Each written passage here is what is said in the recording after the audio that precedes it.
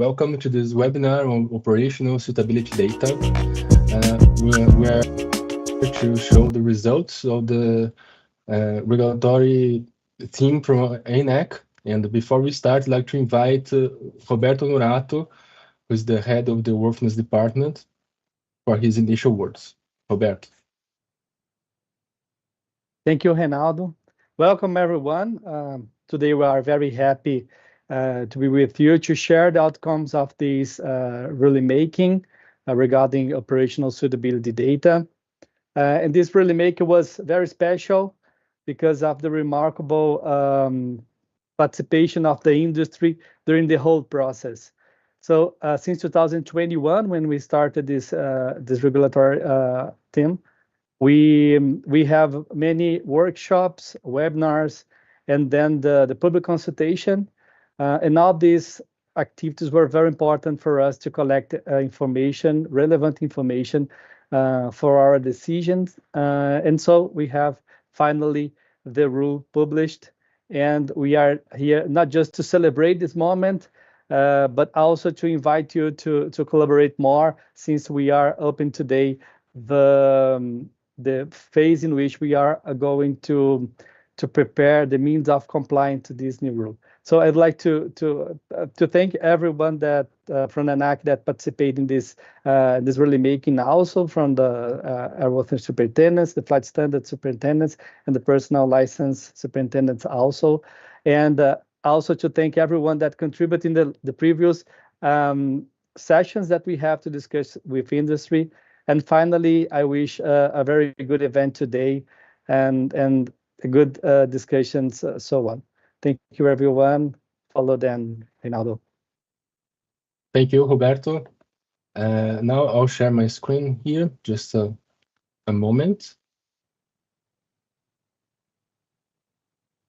Then, before we go to the subject, I will present ourselves here. I'll start by myself. We had 3 departments involved in this project: the Airworthiness Department of Airworthiness, Department of Flight Standards, and Department of Civil Aviation Personnel. And I work in the Airworthiness Standards Innovation branch here, and I was in charge for the rulemaking aspects of this project. We also have the Flight Engineering branch. Here we're represented by André Caetano and Thiago Menezes. Caetano, would you like to present yourself?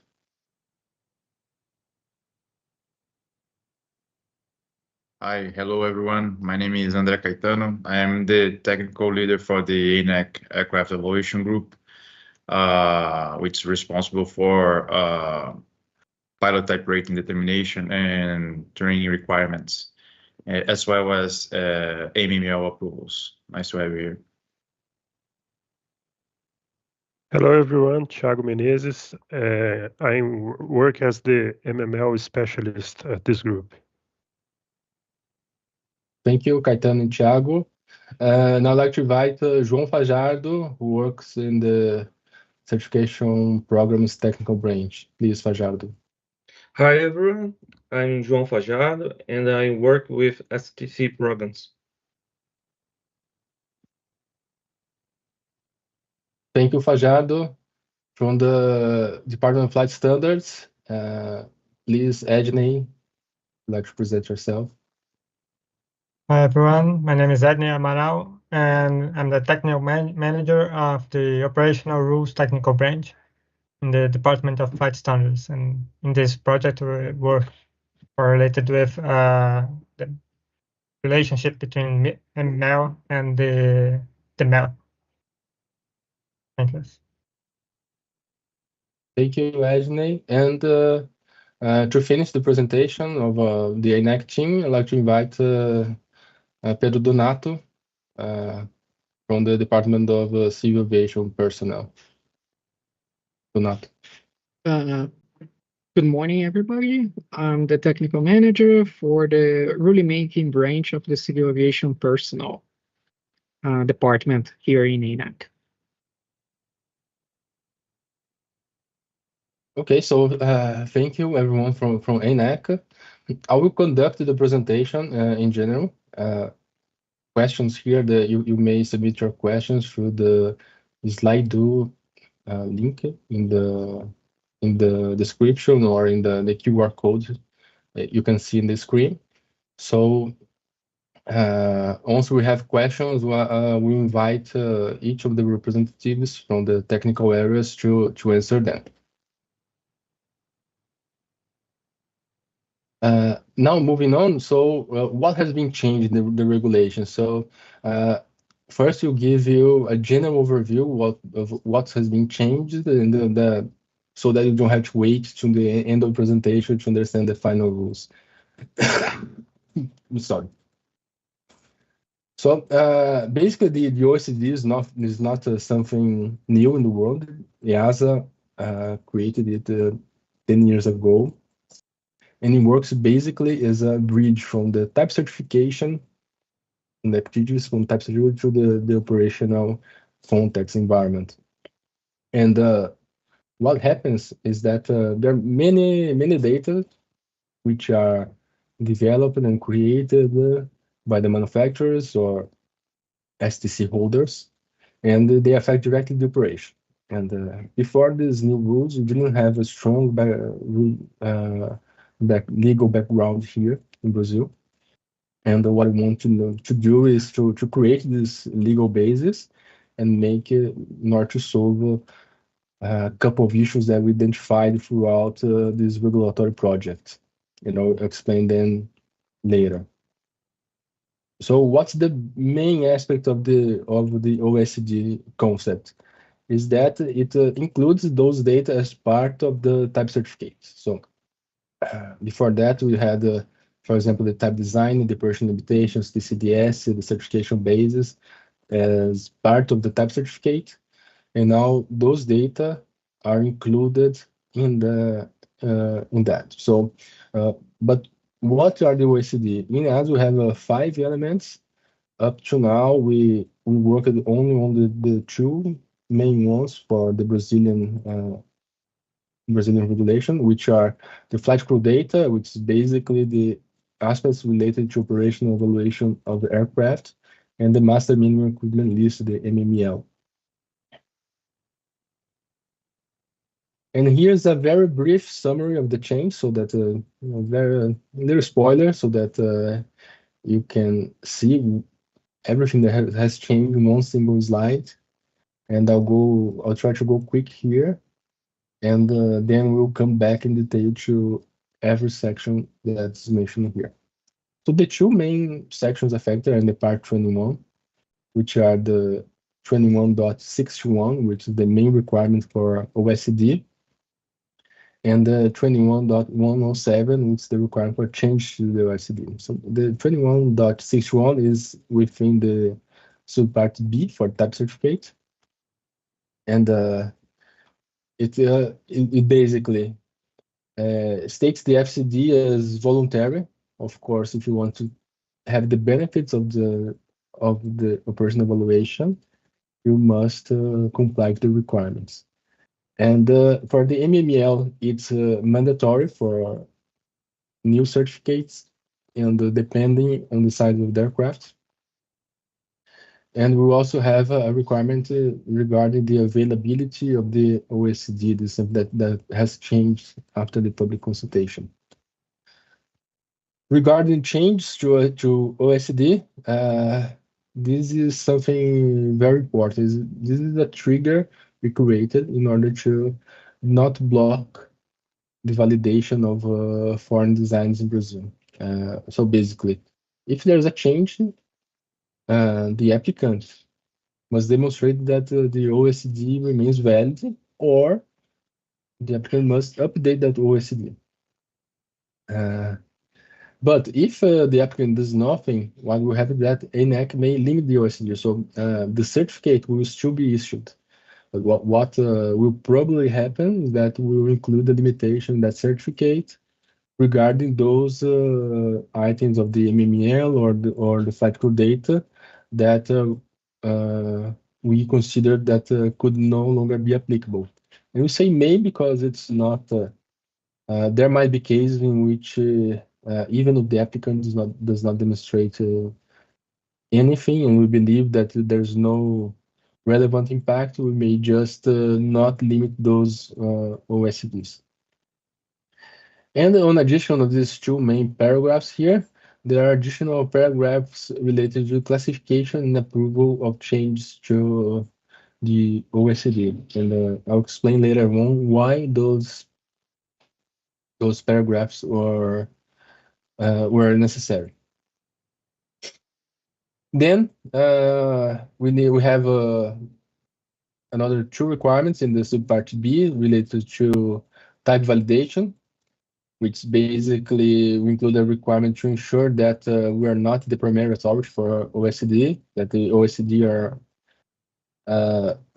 are approved or issued by the primary certification authority.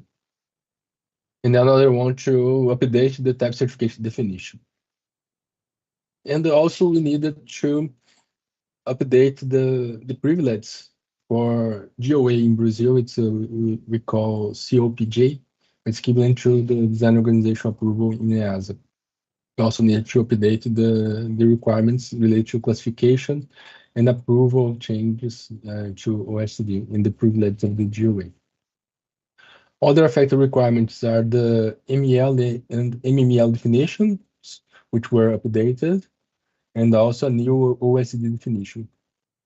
Part 61, there's now a better link between the operational evaluation of aircraft, the operational evaluation report or the FCD, and the type rating and the limitations for a type rating training and the limitations for a type rating, so that the results of operational evaluation are better addressed during those activities.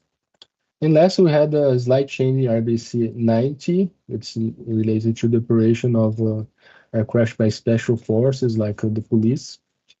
And it was just an acronym update in the Portuguese version because the OECD term was already used, but with a different translation to Portuguese. And all of these changes will be affected by the beginning of next year. And so that we still have a couple of months to work on the means of compliance and for the affected parties to study and understand those rules and before they become effective.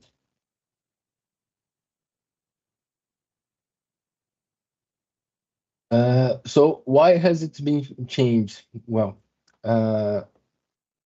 we did a very complex regulatory impact assessment and went through public consultation, and by then that's what we studied. But before we move on this description, I'd like to ensure that I'm not going. It's not the idea of this webinar to go deeper in detail on the impact assessment and on the public and on the drafts that were submitted to the public consultation.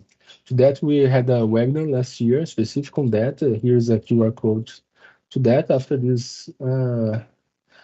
this video, you can go there, scan this QR code, or access the link in the description, and watch it.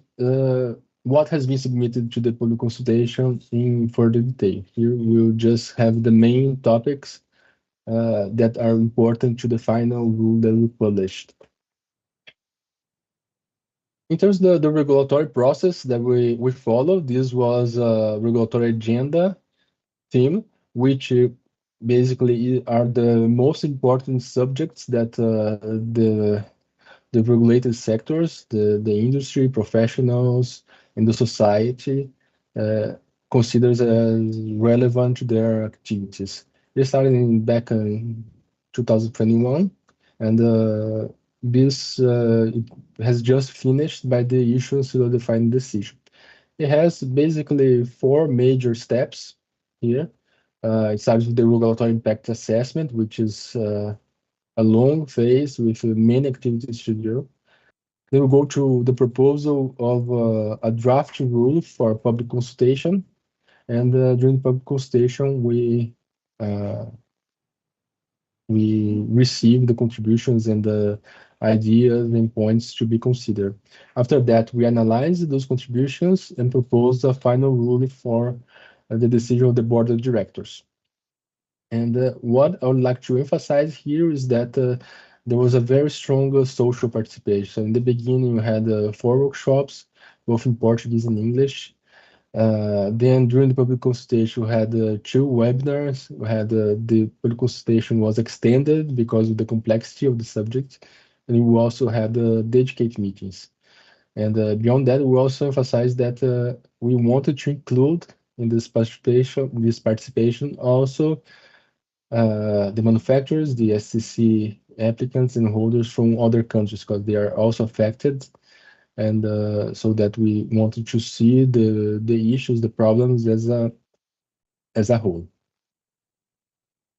And so talking about the problems we identified is just the same slide we had in the public consultation webinar.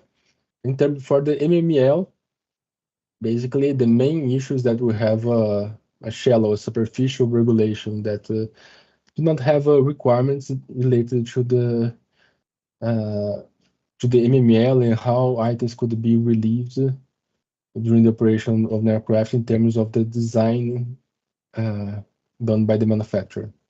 And this led to issues related to international recognition from Brazil to other countries, leading to multiple MML approval process. But on the other hand, was exactly the opposite. The MML from foreign applicants was automatically accepted in Brazil.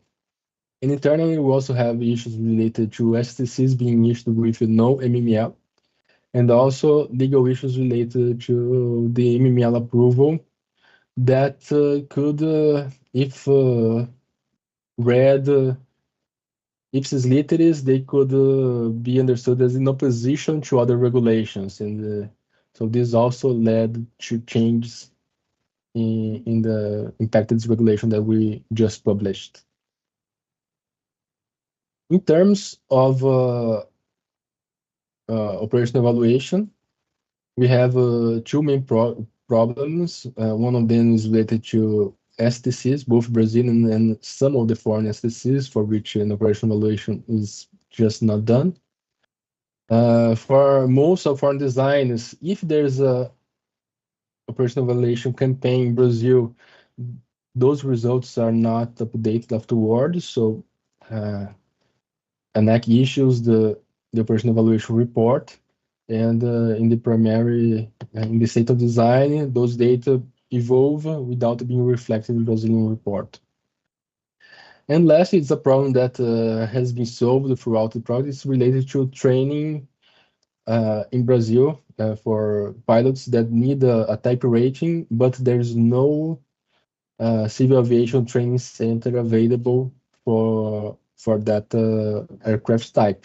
And the result, to bypass that, there's a rule in the part 61 allowing the training to be done by instructor pilots, by a pilot holding that license and rating, and the training is done directly in the aircraft. And what happened was that in such specific training, there was no linkage between how the training is done and the operational evaluation report. So all of this led to these consequences: a lack of standardized pilot training reference, leading to non-standardized training, and in worst case scenario, a possible training below minimum safety standards.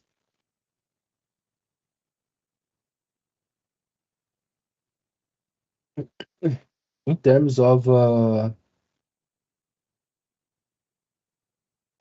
the actual options that we propose during the impact assessment. Here I'll just list them. So these are the options that were the result of the impact assessment. We always start with the status quo. Sometimes it's better to do nothing. Then we had an idealistic option, which was for all the certification management team authorities to harmonize amongst themselves and have kind of unique rules, a single rule to everyone. And the problem here is that FAA and EASA have different regulatory frameworks, and so that would be really complicated to do. It would be beyond the ENAC capacity. And then we left with either choosing the EASA model, which was the original suggestion we received when this project was included in the regulatory agenda, following the FAA model, which somehow kind of similar of what we had in the status quo, but with some procedures for doing something that are not done by ENAC.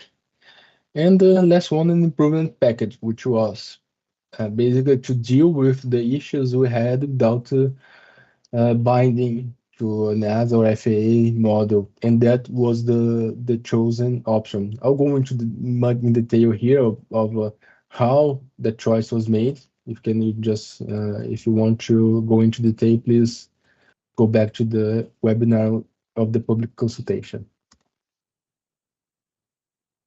And then during the public consultation, basically we received 31 contributions, of which 11 were not applicable from this one, and one was duplicate. So in the end, we had 19 applicable contributions, but even though it's not a high number, it is they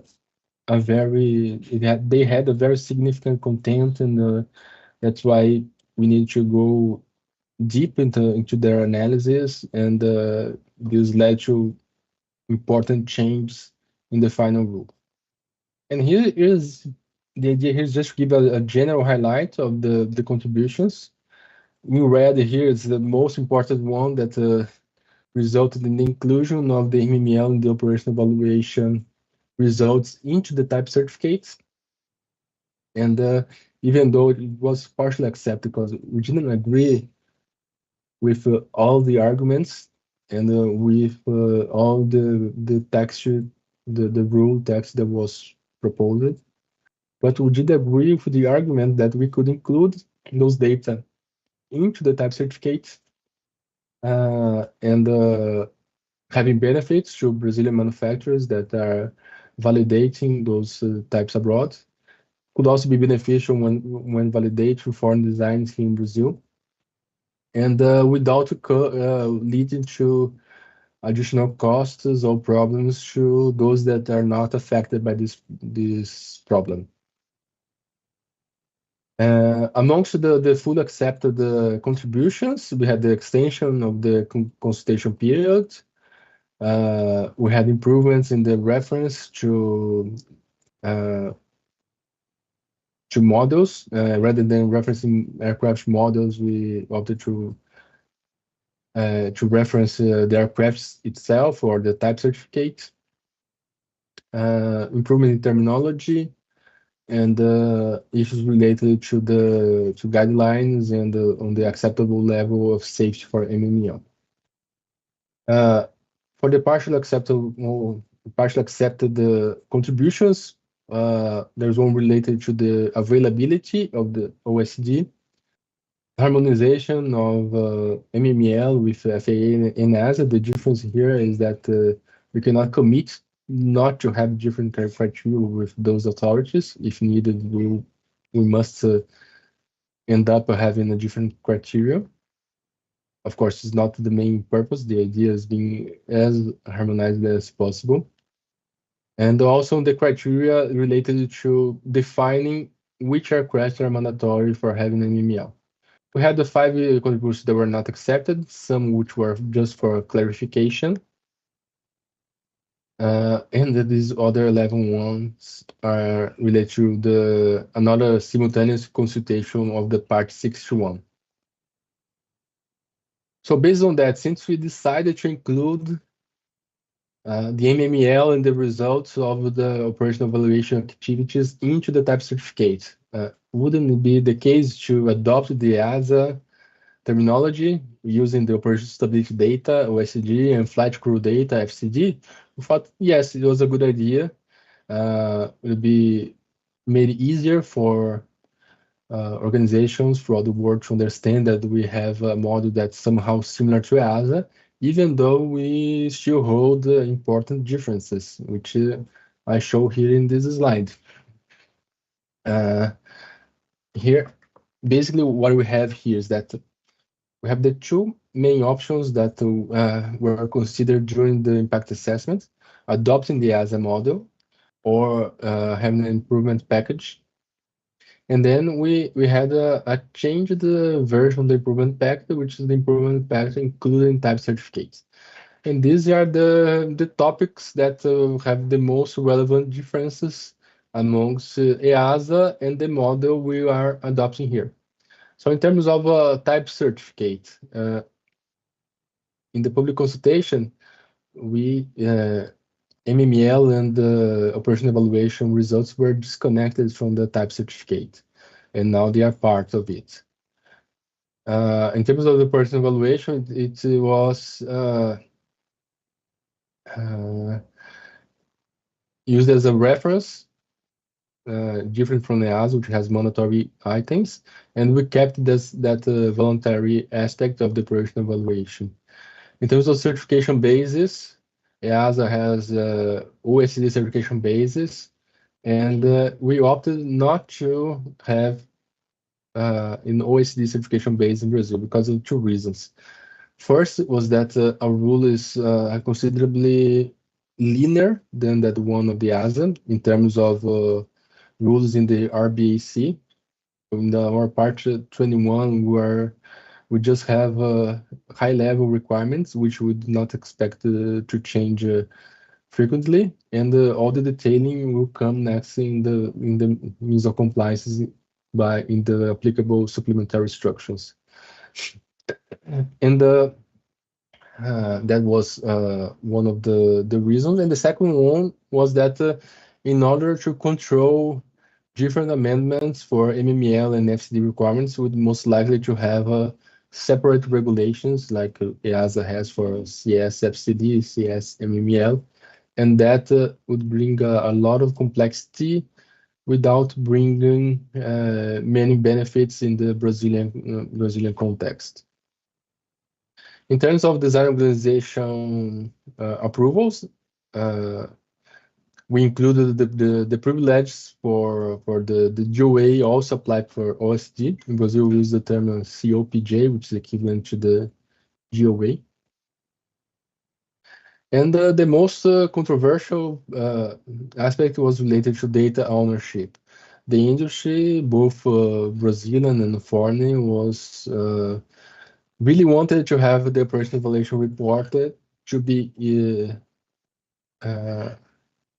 be owned by the applicant, by the holder. But in the end, we evaluated that just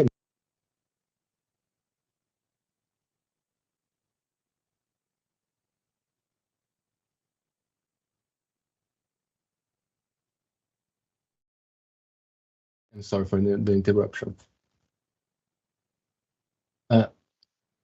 So basically, the ownership of the operational evaluation report, what we considered was that, well, we're implementing a lot of changes in this project. So we wanted to go step by step and avoiding changing too many things at the same time. Also, in our understanding, the issuance of the report itself was not a bottleneck for the industry. And what we did was, rather than changing the ownership, we wrote a flexible requirement. What does that mean? It means that in the part 21, there's no requirement related to ownership of the data. And we'll detail that ownership in the supplementary instructions, which means that in the future, if we consider that well, now it's okay to have the FCD owned by the applicant, we can go through a simpler process and just revise the supplementary instructions.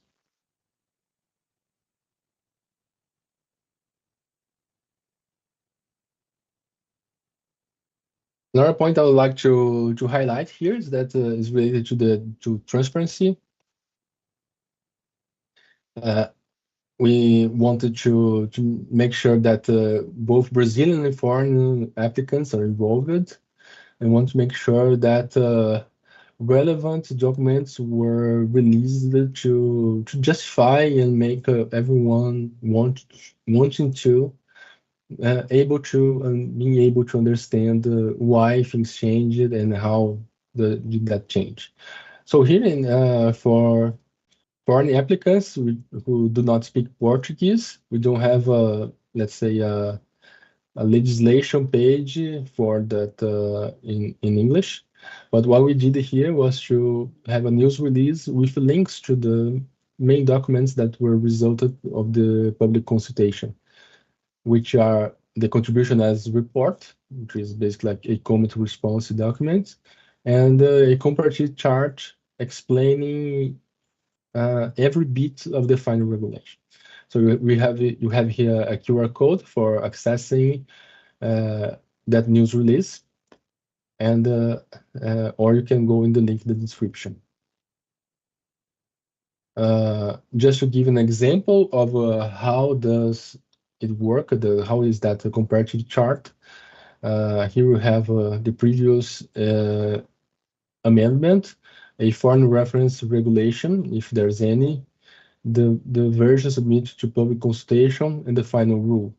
And then you can see here what has changed from the version submitted to public consultation, and a very detailed justification, both of what was objective of the public consultation and also what was the final approved version, what has been changed due to the public consultation.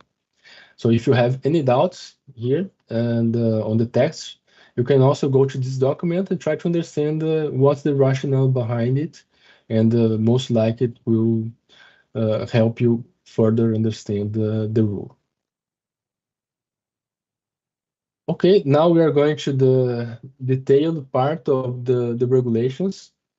The idea here is not to read each and every section we created, but just the main highlight points.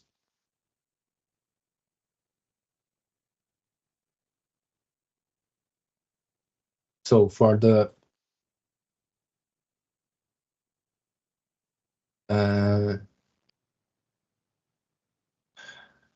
in part 1, it has the definitions, which are used throughout other regulations, ANAC regulations.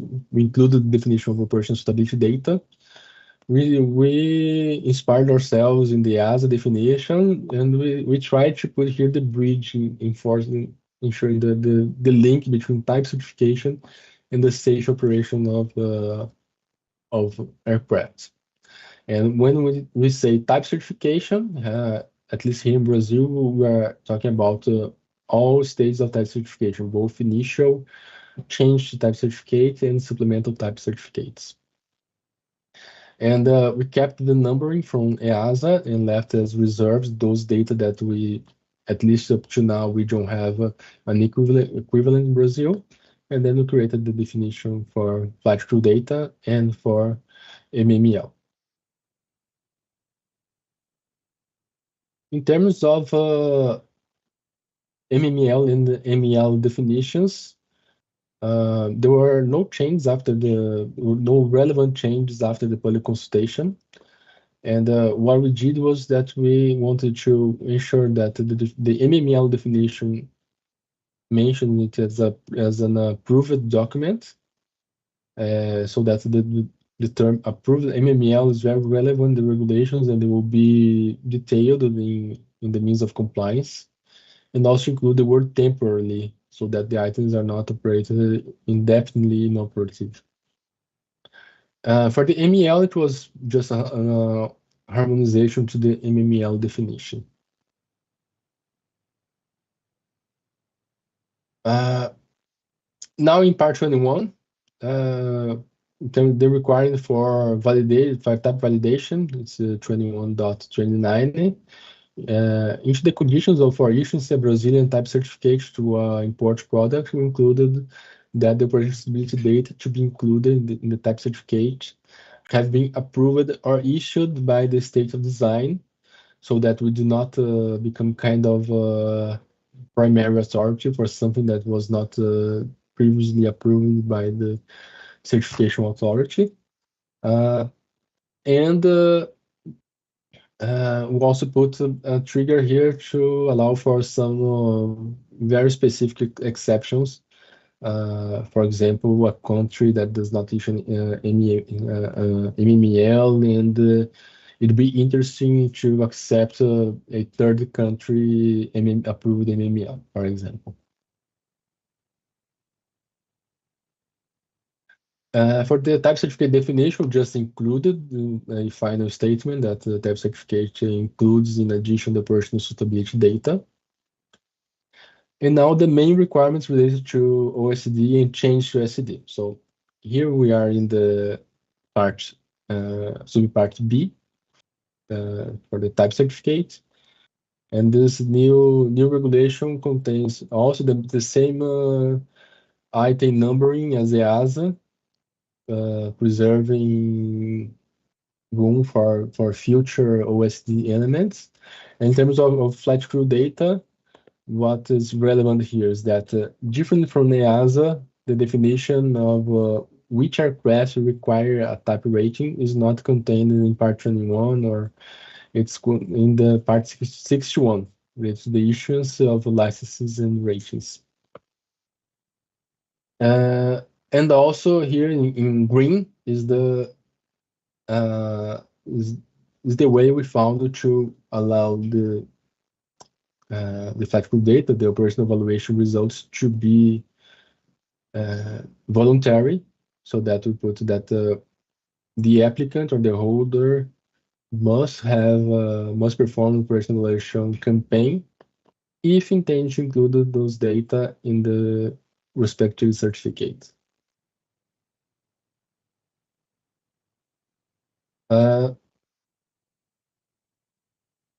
Now, the MML requirements. So for the MML, first we have a requirement related to the acceptable level of safety. And here, as intended by the applicable regulation, is aiming to solve that legal issue related linked to the problem that the ANAC servants may, when analyzing MML, might end up having to approve an MML items that ipsis litteris they could go against another regulation. So this is the way for addressing that, and this is exactly as it is. We have the same, basically, if not the same text, a very similar one. Then we have an item for the technical justification for the MML items. We do not detail that here in the part 21. That should be detailed in the MISO compliance. And in paragraph 3, we have the requirements for mandatory MML. So we changed here in green the text that was submitted to public consultation. The idea here is that we cross-reference the requirement in the part 91. In part 91, an aircraft is allowed to operate with, some aircraft are allowed to operate with inoperative items without an approved MEL, even if there's an MEL for that model. So the result is that either having or not having an approved MEL, is still the operator can have inoperative items without an MEL. And so we consider that, well, in that case, the MML is not necessary. And then we consider it mandatory for all the other cases. It becomes for a requirement for new type certificate applications. And it needs to be done before the issuance of the first standard certificate of worthiness. That's for Brazilian aircraft. So that if there's a design, for example, Brazilian design, that it is to be operated only abroad, officially there's no need to comply with this regulation. Although I believe it's unlikely to have an aircraft nowadays that it does not have an MEL from the initial design. And the last paragraph in this section is related to the availability of the data, and this is we receive a contribution for restricting the access to those data, and we partially accepted it, and so that we just put that the OSD must be made available to an ANAC and any person needing those data for compliance with RABAC. Like in the public consultation, being required to make available does not mean that it needs to be made available for free. That's something to be detailed in the means of compliance. And in a form and manner acceptable to ANAC is also both for covering specific case, for example, when the data is down by the authority, and making a leak to the acceptable means of compliance.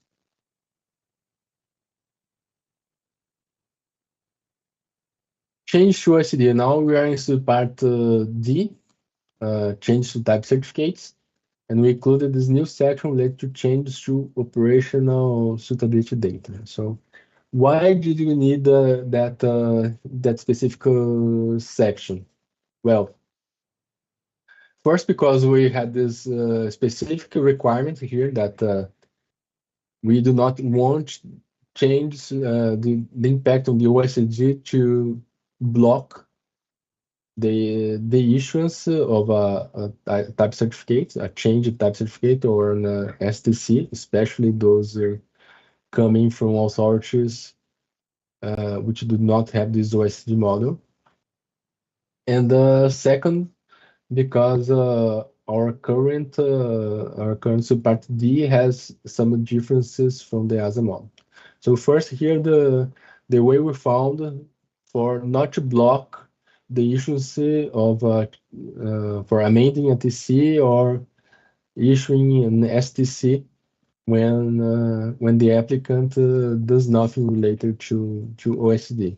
So what will happen is that this obligation here, the applicant shall do it, but if the applicant does not comply with the provisions of the previous paragraph, I'm sorry, it's E here, but I'm sorry, it's paragraph A here.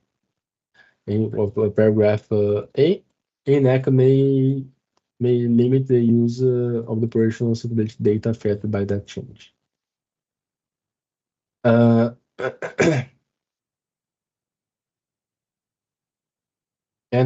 so going back here, then how does it work?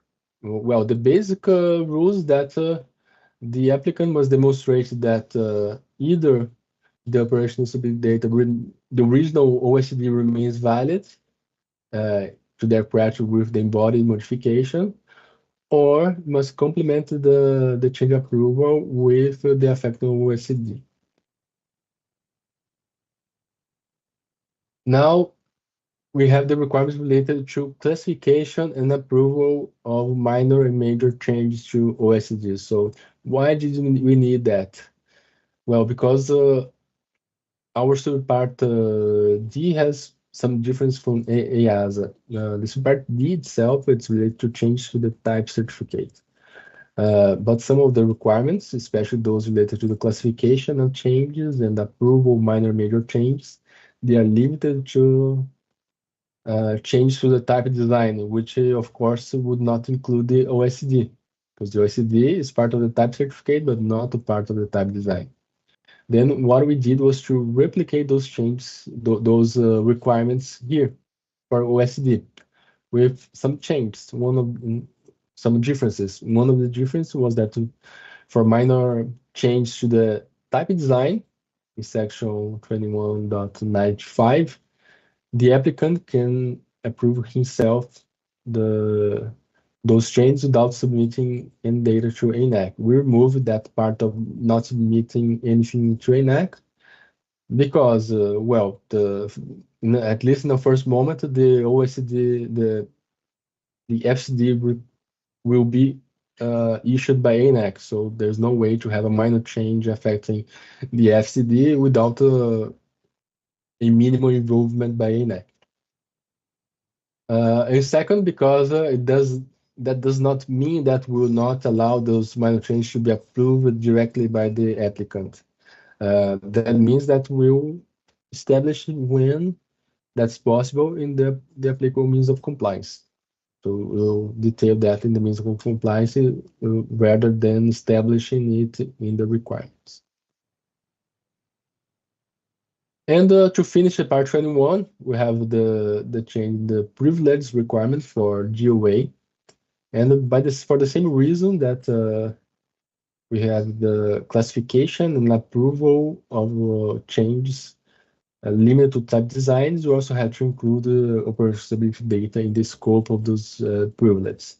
Other aspects are extended to the GUA. We didn't need to change the other requirements because of that. Now we're going to part 61, linked to the issues of pilot licenses and ratings. And we have first here, this is a requirement that had just been changed prior to the public consultation. So in the amendment 14 of the part 61, we included here that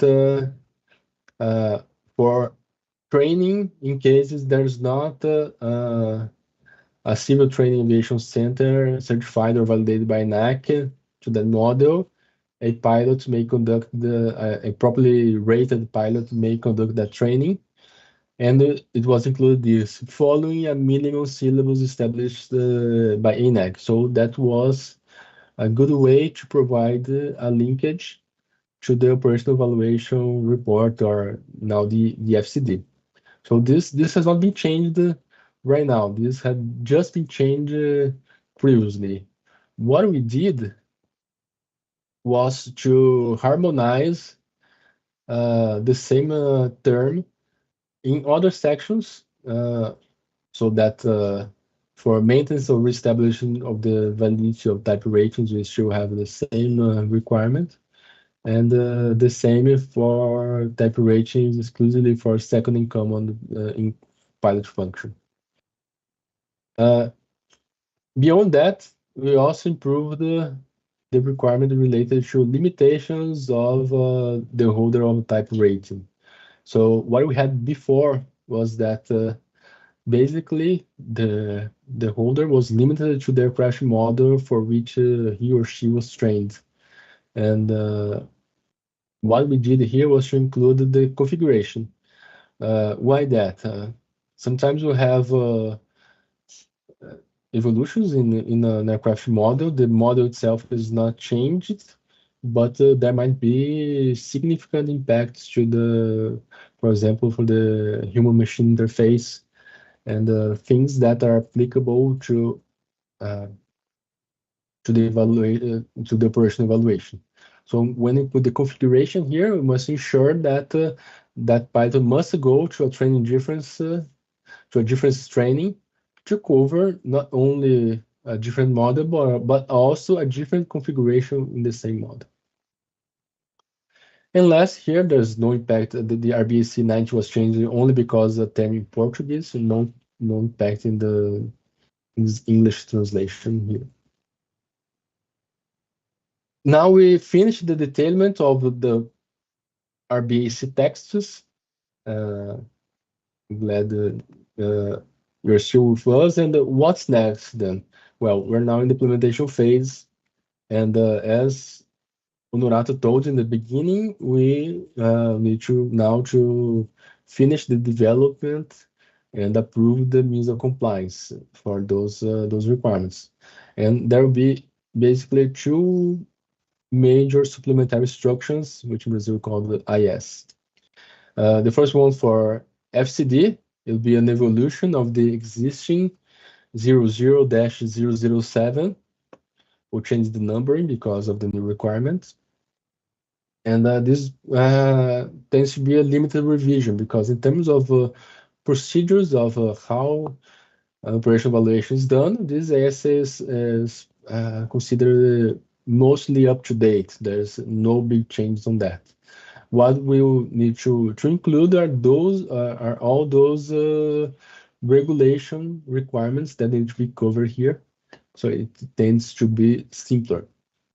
On the other hand, for the MML IS, we have today the IS 21-003, and this was issued to be an interim IS just to cover the revocation of an old regulation, which was called IEC 3507, which was issued prior to the existence of the ANAC. And this IS has many things to be changed. So linked to the new requirements, we must detail them. We must include definition of what an approved MML is, which is a very important term in this proposal, and make reference to what will be the ANAC MML policies. So how do you expect that to work? Initially, our intention is to use FAA and NASA as a reference, but throughout the time, if we have specificities in Brazil or things that we do not agree with both of them, then we might end up having a specific policy from Brazil. And what needs to be done in case we have a specific policy in Brazil that's different from the state of design? There would be two options. If the NAC position is more flexible than the state of design, well, then it's the benefits of it is at the request of the manufacturer. But if it's something that's more restrictive, then we'll have a mechanism for eventually limiting the original MML. It is important to have those mechanisms, but it's not, I'd like to emphasize, it's not our idea to differ significantly from other authorities. And since it's a very important subject and there's much to be detailed in the means of compliance regarding these new rules, it was, and also because it was a very strong demand from the industry since the beginning to have a mixed study group where the industry could work together with the ANAC in the development of regulations. During the issuance of the RBACs, we thought that wouldn't be the most adequate option of social participation. But right now, we think that would be the moment to have this kind of group. And we're just releasing it today, and it has just been approved by the head of the Workings Department. It's going to be published in the official journal most likely tomorrow. And it has as a basic objective to discuss the critical points of the supplementary instructions and not to define the final text. We don't want to discuss the specificities of the text. We had problems with that in other study groups in the past. And the idea is to discuss the critical points. So, and how will that be? Well, we have two separate panels, one for MML and one for FCD. Each panel work separately, and the meetings will be in different days.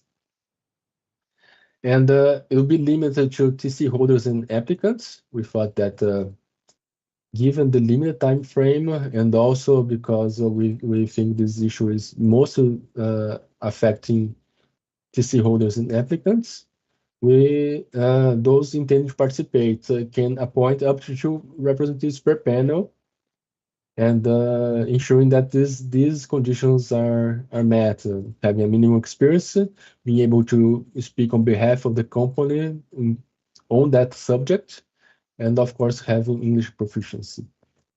And it will be conducted in English, as I told before. It will be aimed to both Brazilian and foreign organizations. We work by Microsoft Teams with both asynchronous and online activities and online meetings. The asynchronous activities will be the moment to discuss draft documents, comment them, and clarify doubts. And the meetings will be for discussion for the critical points. And we are proposing initially meetings every 2 weeks, and with a duration of 2 hours in a time frame that could be minimally reasonable to both European and American companies. We cannot cover all the world, but that's the best we can do. Here's the registration link. The registration is open. You can scan it here or go in the description below. And this is the how would be the schedule, the time frame for that group. Where right here in mid-May, we'll have the registration phase up to end of June. ENAC will analyze the applications. In case there are companies that are not accepted, they might appeal, and we'll decide on the appeals. We do not think that will happen, but we have this provision for appeals. And then the group, the mixed study group, will start in August, from August to September, 2 months. It's not very long, so that's also a reason why we need to be very objective on the discussions. And before that, ENAC is already working on the preparation of the initial drafts.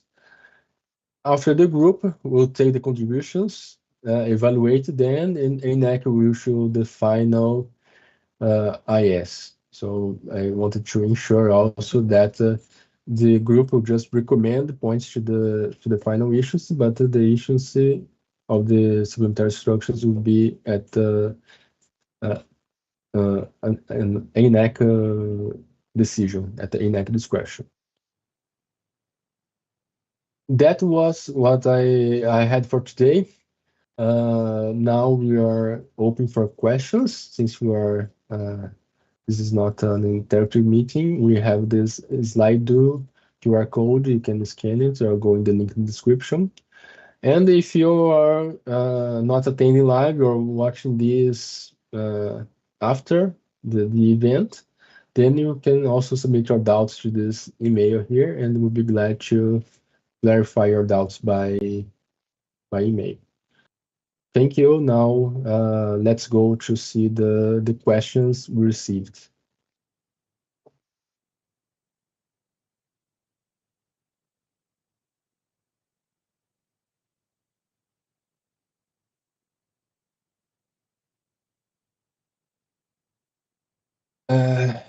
So we'll just we have 3 questions so far. I'll put it here. I think it'd be easier to everyone to see it. So it seems to be optional to apply for FCD approval, but after modification, it seems to be mandatory. Is it right? Yes and no. The basic rule is that it becomes mandatory after you have the initial issuance of the FCD in Brazil. But in case you don't do it, let's say, for example, let's have MML as an example. Let's say you approved, you have an MML approved in Brazil by ENAC, and then you have a design change, and you just don't comply, just show the compliance to the changes affecting that MML. What will happen is that we might put, for example, in the type certificate or the STC, a limitation describing that relief items described in MML that are affected by this regulation, and we might just list them, are no longer applicable. So we just limit the original MML. And something similar can be done to FCD. That's the way we had not to block the evolution of the design in Brazil, either by amendment of a type certificate or a supplementary, the type certificate or supplemental type certificate. Second question is, how is ENAC expecting to deal with different interpretations between EASA and FAA? Will ENAC remain following FAA?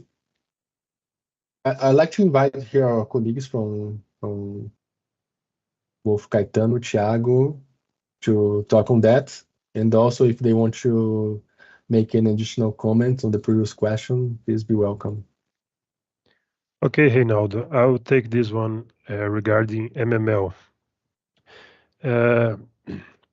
Well, our focus is to, when we face cases like this, where we have different interpretations, ENAC will study what is FAA policy and EASA policy, and we will define how we will deal with these subjects. Maybe we may publish our policy regarding such subject. It could be a newer interpretation, or we will point which interpretation, which policy we will follow.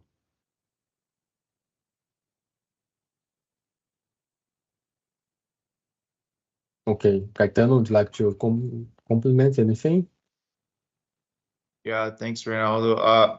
It's a more MML related question, I think, but yeah, for under the flight crew data perspective, I mean, both ANAC, EASA, and FAA, and actually also TCCA methodologies, definitions, and concepts are pretty much harmonized. So yeah, again, I think it's a more MML related question. Okay. Thank you. And the next one is, are there any impact to existing type certificates? So give it for you to answer that. Okay, at first, no impact to existing type certificate as long as they don't promote change to their products. Once changes are submitted after the effective of the new regulation, which is by January of next year, they will have to take a look at these new regulations proposed and take it in account.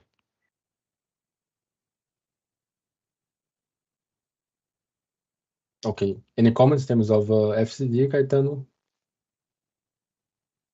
Oh, I think it's pretty much the same approach. I think there's no comment to add.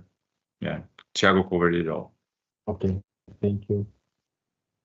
The following question: who are the current operators under ENAC, and which MML do these operators use? EASA or FAA? Thiago, I think that would be for you. Well, we have a lot of operators. Here we have, I may point out 3 major airlines, okay? But we have also a lot of operator of executive jets and other aircrafts that are enforced to comply with this new regulation. By now, these operators comply. The reference MML that they use is the one approved by the primary authority. So, for instance, an aircraft from Airbus follows the EASA approved MML, and the same applies for a Boeing aircraft. They follow the FAA approved MML. This will not change with the implementation of the new regulation, but as we told, if we issue new policies that differ from those used by the primary authorities, we will discuss the mechanism that how our policy will take effect to the operators.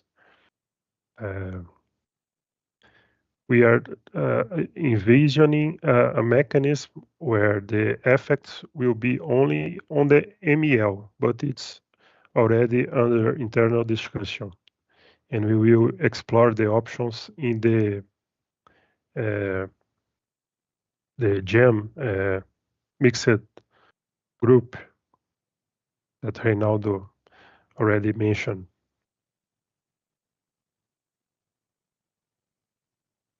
Okay, thank you, Thiago. Does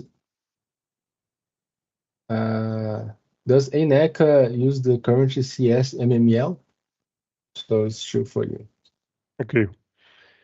Yes, we do. It's not, how do I say, it's not enforced by our regulation, but we use it as a reference.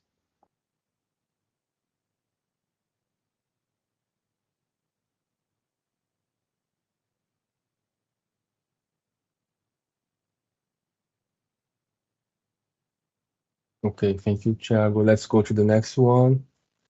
Regarding FCD, will training proposals be tested similarly to FAA and the EASA T-tests? Caetano. Yeah, thanks, Renan. I'll take this one. Yeah, actually, ANAC's current guidance material, IS 00-007 alpha, presents this approach, these methodologies of the T-tests that is pretty much harmonized with the CS flight crew data and the FAA AC 12053 Bravo change 1, that's correct-on revision to revision Charlie, if I'm not wrong. But yes, answering your question, yes, pretty much ANAC is using these proposals, these T-tests, with a great degree of harmonization with the foreign authorities. And after January 2025, it will be the same, it will remain the same.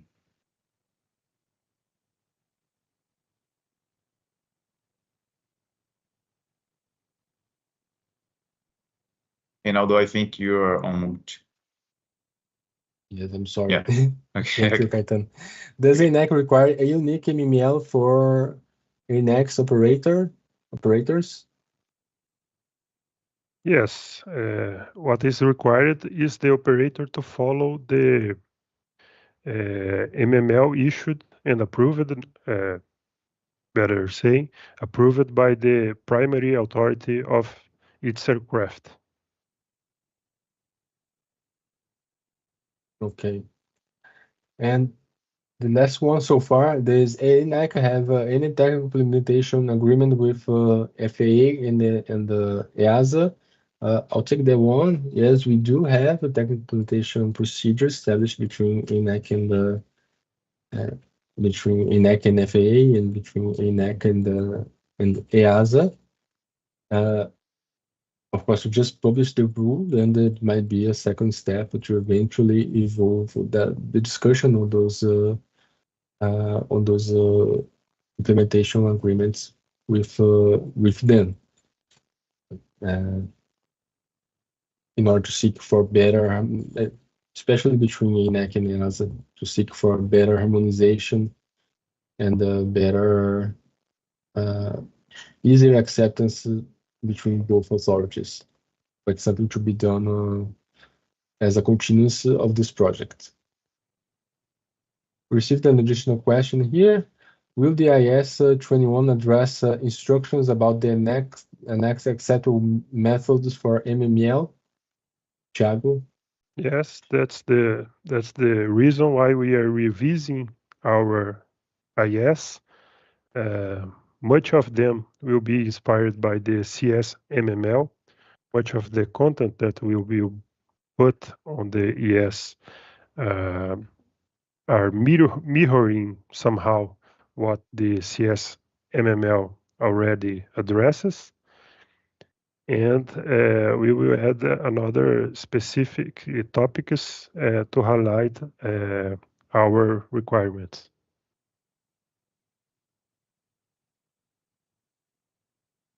Okay, any questions, any additional question? Let's wait a couple of seconds here before we finish. I guess, Reinaldo, it is a good proposal to you put the slides again regarding the group that we are constituting to Yes, sure. review the yeses. I'll just come back here. You mean this one or the previous one? Yeah, this one with the QR code with the registration link. Yes, so that anyone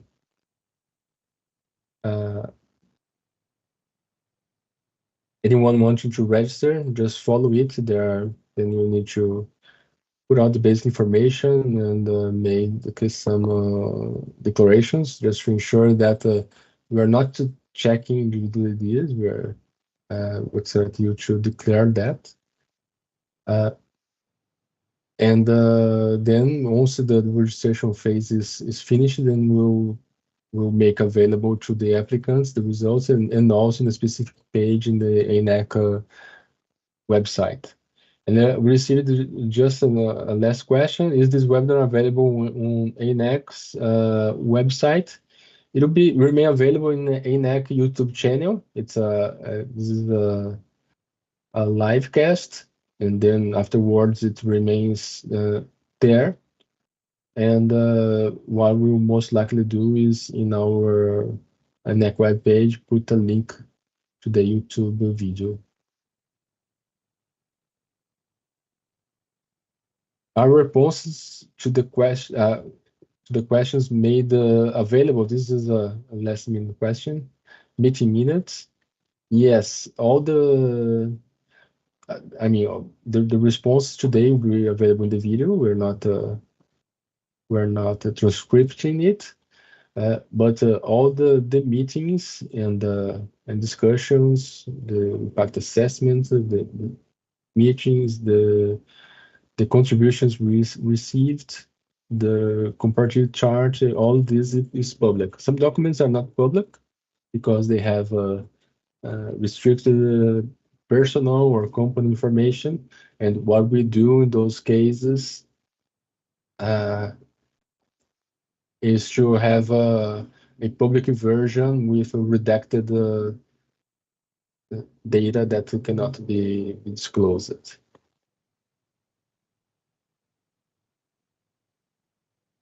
I'll put it back here because we're still receiving questions, so let's answer them while we can. So how will the STC applicant be affected for future changes? Fajardo? Hi, everyone. Probably the STC applicants may submit some kind of declaration that the STC does not affect the MML or the FCCD data, but we will discuss this in the IaaS implementation probably. But Okay. we are expecting some kind of declaration, stating that the FCD and MML does not being it is not being affected by the modification. Or if it is affected, he need to provide this data. Yeah, if there is some kind of supplement of the MML from FAA or EASA, they apply it to ANAC.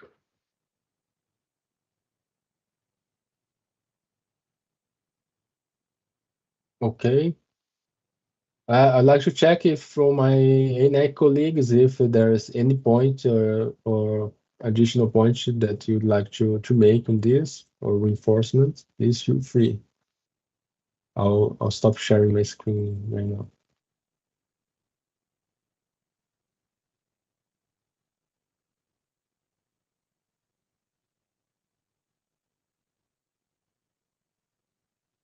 No. So I'd like to thank you. I'd like to thank you, everyone, for attending and watching this webinar.